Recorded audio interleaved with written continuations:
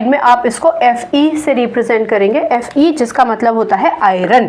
ठीक, अब हमारा ये क्वेश्चन का रिएक्टेंट से हमने प्रोडक्ट बना लिए। ठीक, अब दूसरे स्टेप में हम इसको बैलेंस करते हैं। Zn1 Zn1, Fe1 Fe1, SO4 का एक ही यूनिट है, SO4 का एक ही यूनिट है। एक ही यूनिट का मतलब SO4 का होल ट्वाइस या थ्राइस तो नहीं लिखा ना, सिर्फ एक ही यूनिट है, तो इसका मतलब ये इक्वेशन तो हो गई हमारी बैलेंस। थर्ड स्टेप में हम नाम लिखते हैं। जिंक, ये क्या है हमारा, ये है, उन्होंने दे ही रखा है आयरन सेकंड सल्फेट। ठीक है ना। अब ये आयरन सेकंड में सेकंड क्या है आप समझ गए होंगे, क्योंकि आयरन सेकंड यानी Fe2 पॉजिटिव, आयरन सेकंड यानी Fe2 पॉजिटिव, और Fe2 पॉजिटिव को हम फेरस भी कहते हैं।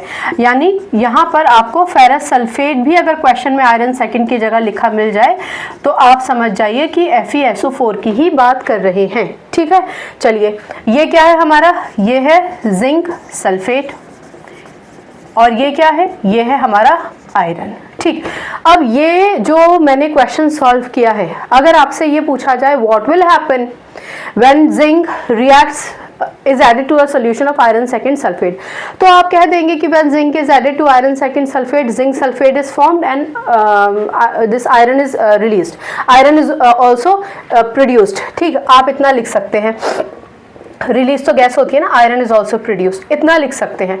पर उन्होंने पूछा है कि व्हाट इज ऑब्जर्व्ड, ऑब्जर्व्ड क्या होता है।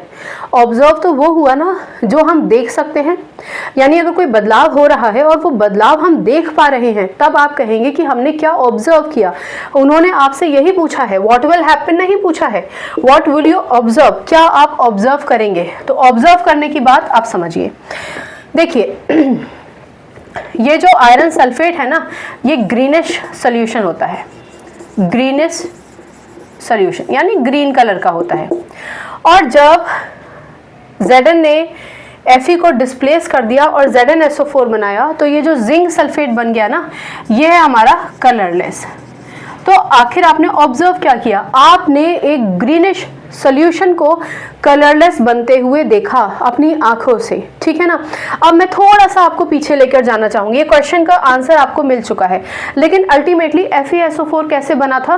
देखिए क्वेश्चन का आंसर तो इतना ही है, ग्रीनिश सॉल्यूशन से कलरलेस सॉल्यूशन आपने बनता हुआ देख लिया, यहाँ पे क्वेश्चन हो गया खत्म आपका। अब कुछ बेस कॉन्सेप्ट मैं आपको बताना चाहती हूँ, लेकिन उससे पहले एक चीज और समझिए। जब आप इसको किताब में देखेंगे तो जिंक के बाजू में यहाँ S लिखा होगा, इसका मतलब कि जिंक मेटल है और मेटल सॉलिड फॉर्म में होते हैं। एक्सेप्शंस की बात मैं नहीं कर रही हूँ, इसलिए आप